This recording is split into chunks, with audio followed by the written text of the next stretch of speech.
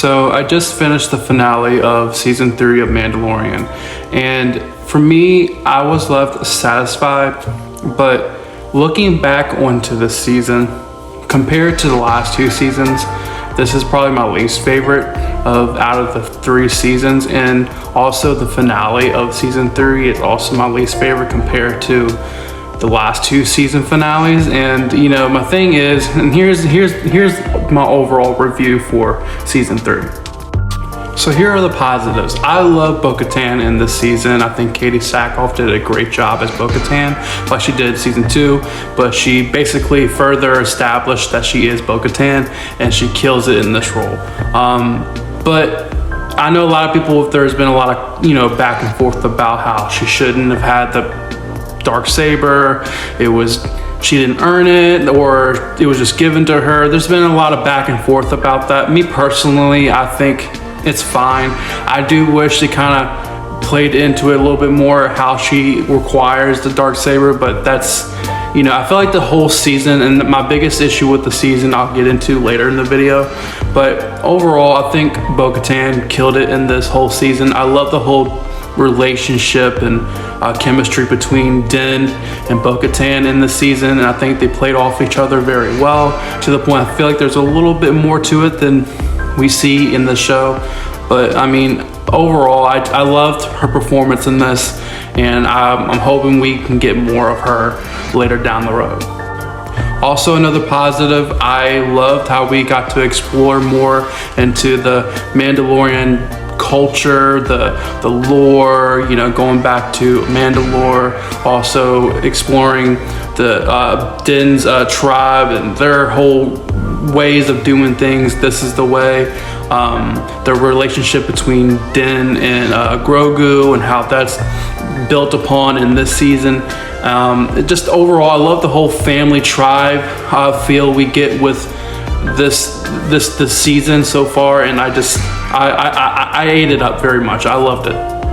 And when it came to the action was in your face. They did a great job with the action. And also, there's a moment in the finale of season 3 where Mando Din takes on a couple of the Mando stormtroopers, if you will, and he fights them off in this hallway.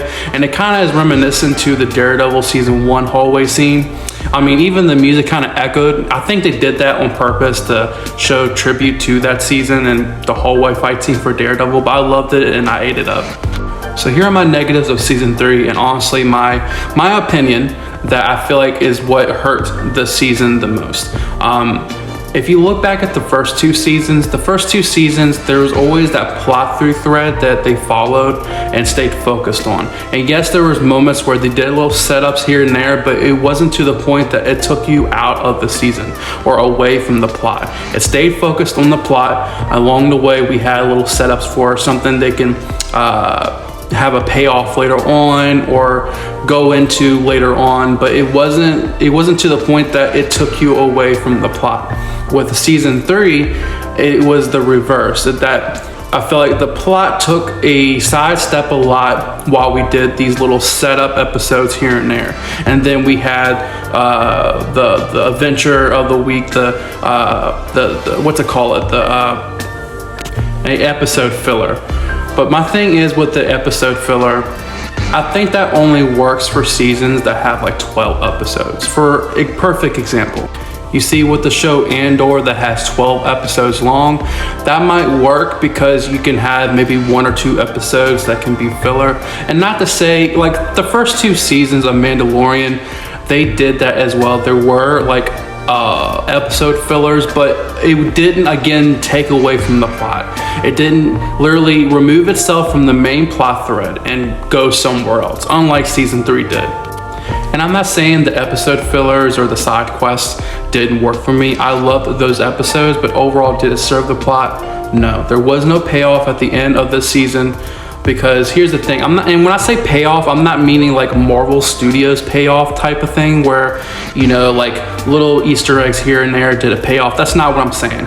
When I say payoff, I mean like if you're setting something up in a season and it has no payoff, I mean, there was some payoffs in the final season finale, but it was like to the point where it was really rushed. And that's my whole problem with this whole season. I felt like they did a lot of shortcuts and a lot of rushing to further the plot. And I felt like there wasn't moments where we could have explored those payoffs or explored these little moments with each characters and their characters and the relationship between these characters. I feel like we weren't given enough time to really explore that.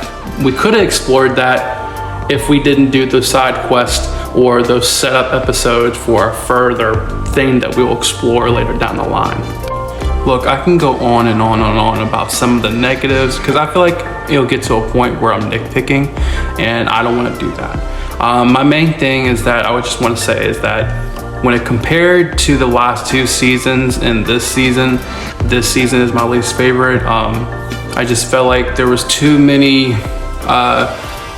directions that I felt like it wasn't focused enough on the plot.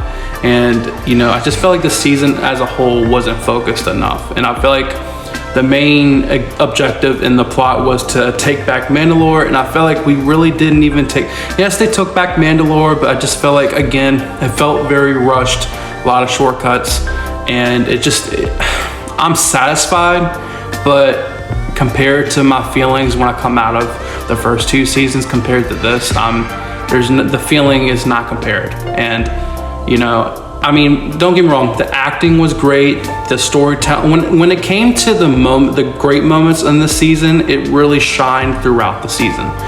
And again, Katie Sackhoff, Pedro Pascal did their thing in this season. I love those. If anything, the main 3 things out of this whole season that did it for me was Grogu, Din, and Bo-Katan. All 3 of them were what stole the show for me, and I enjoyed my time with these characters in the season. But is it as good as the first 2? No.